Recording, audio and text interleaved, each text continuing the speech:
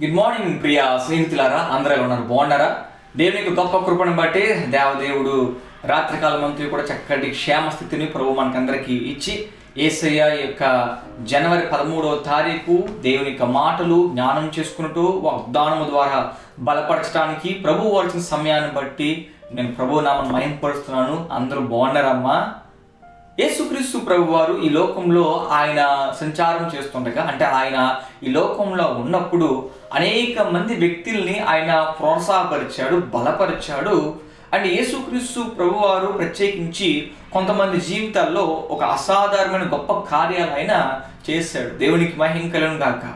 యేసుక్రీస్తు ప్రభు వారు మనకి కలుగు బాధల నుండి, మనకు కలుగు సమస్యల నుండి ఆయన మనల్ని దాచే దేవుడు. ఆయన బైబిల్ చెప్తుంది, కీర్తన గ్రంథము 64వ కీర్తన 2వ చరణంలో దేవుని వాక్యం సెలవిస్తుంది. ఈ రీతిగా రాయబడినది, కీడు చేయువారి కుట్ర నుండి, దుష్టక్రియలు చేయువారి అల్లరి నుండి నన్ను దాచును. ఇక్కడ కీర్తనకారుడు తెలియజేస్తున్న విషయం ఏంటంటే, కీడు చేయువారి కుట్ర నుండి, అదే రీతిగా దుష్క్రియలు చేయువారి అల్లరి నుండి నన్ను దాచును. దేవుడంట ఎలా దాస్తుడు అన్న విషయాన్ని గ్రంథకర్త తెలియజేస్తున్నాడు. కీడు చేయువారి కుట్రలో నుండి, అల్లరి చేసే వాళ్ళ నుండి దేవుడు మనల్ని దాస్తాడు. అంటే ప్రభువుని దేవుని బిడ్డలారా, మనం కూడా చూడొచ్చు దేవుని యొక్క కాపుదల, దేవుడు దాచే విధానాన్ని మనం ఆలోచన చేసినట్లయితే అది చాలా అమోఘంగా ఉంటుంది. ఫర్ ఎగ్జాంపుల్గా, కోడి తన పిల్లల్ని ఏ రీతిగా తన యొక్క రెక్కల కింద ప్రొటెక్ట్ చేస్తుందో, దాస్తుందో, దేవుడు ఆయన ప్రేమించిన ఈ మానవాళి మీద దేవుడు అంతే ప్రేమ చూపించాడు, అంతే ప్రేమ దేవుడు కనపరిచాడు. దేవుడు కూడా మనల్ని ఎప్పుడూ కూడా ఆయన దాస్తున్నాడు. మన జీవితంలో అనేకమైన సమస్యలు, వ్యాధి బాధలు, శ్రమలు, ఇరుకులు, ఇబ్బందులు ఎన్ని వచ్చినా సరే ఈ రోజు వరకు మనం క్షేమంగా ఉన్నామంటే అది దేవుని యొక్క గొప్ప కృప. దేవునికి స్తోత్రం కలుగును గాక. కనుక ప్రభునందు ప్రియమైన బిడ్డలారా, ఈ లేఖన భాగం ద్వారా మనందరం కూడా ఒక విషయం మనం జ్ఞాపకం చేసుకోవాలి. ఆ విషయం ఏంటంటే, దేవుడు మన దాచే దేవుడు. జీవితంలో ప్రియులారా అనేకమైన సమస్యలు వస్తుంటాయి, అనేకమైన ప్రాబ్లమ్స్ మనకి జీవితంలోకి వస్తుంటే, ప్రాబ్లమ్స్ పెట్టేవారు మనకి జీవితంలోకి వస్తారు, ప్రాబ్లమ్స్ కలిగించేవారు మనకి జీవితంలోకి వస్తారు, గొడవలు పెట్టేవారు, గొడవలు కలిగించేవారు మనకి జీవితంలోకి వస్తారు. కానీ వారి నుండి విడిపించేవారు మనకి దేవుడైనా యేసుక్రీస్తు ప్రభువారు. కీర్తన గ్రంథము 27వ కీర్తన 5వ చరణంలో దేవుని యొక్క మాట ఈ రీతిగా సెలవిస్తుంది. చదువుతున్నాను. కీర్తన గ్రంథము 27వ కీర్తన 5వ చరణంలో దేవుని వాక్యం సెలవిస్తుంది.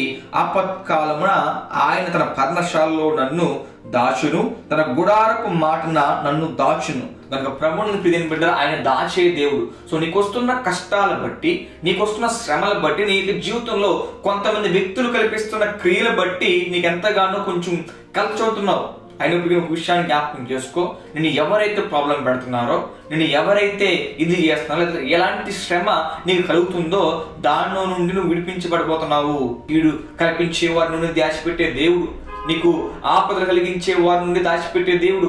ఆపత్కాలములు అంటే ఆపదలు తెచ్చే సమయాలు నీకు వచ్చినా సరే, అపాయకరమైన సమయాలు నీకు వచ్చినప్పటికీ సరే, నేను దాచి నీకు జీవితాన్ని ముందుకు నడిపించే దేవుడు మన యేసయ్య. కనుక ఆయన మీద ఆధారపడదాం, ప్రార్థన చేద్దాం. అయ్యా, నన్ను దర్శించండి, నాకున్న ప్రాబ్లం నుంచి నాకు సహాయం దయచేసి వేడుకుందాం. ఇంకా ప్రభువునందు ప్రియ దేవుని బిడ్డలారా, సో దేవుని యొక్క మాటలు బట్టి మనందరం కూడా ఆదరణ పొందుదాం. ఆయన మనల్ని దాచిపెట్టే దేవుడు, దాచే దేవుడు. శ్రమలో నుండి, కష్టాల్లో నుండి, బంధకాలు పెట్టించే వాళ్ళ నుండి మన దాచే దేవుడు. కనుక ప్రార్థన చేసుకుని అందరం కూడా ముందుకు సాగుదాం. ఆయన మీద భారం వేద్దాం, ఆయనకి మనకు అవసరాలు చెప్పుకుందాం, ముందుకు సాగుదాం. తల్ల ఉంచండి. మీ నిమిత్తం చిన్న ప్రార్థన.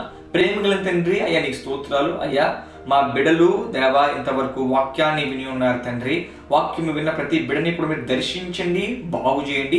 వారు ఏ అయితే శ్రమలో వారు ఉన్నారో, వారు ఏ అయితే పరిస్థితుల్లో ఉన్నారో, వారు ఒకవేళ మనుష్యుల ద్వారా దేవ శ్రమ అందుతున్నట్లయితే అయ్యా, న్యాయపరముగా మీరు వారి పక్షాన ఉండి వారు ఆశించిన రీతిగా మేలు చేయండి, సహాయం దయచేయండి. ఏ బిడ్డలైతే ఆయా శ్రమల గుండా తండ్రి నలుగుపోతున్నారో ప్రతి బిడ్డ పట్ల కృప చూపించే సహాయం దయచేయండి.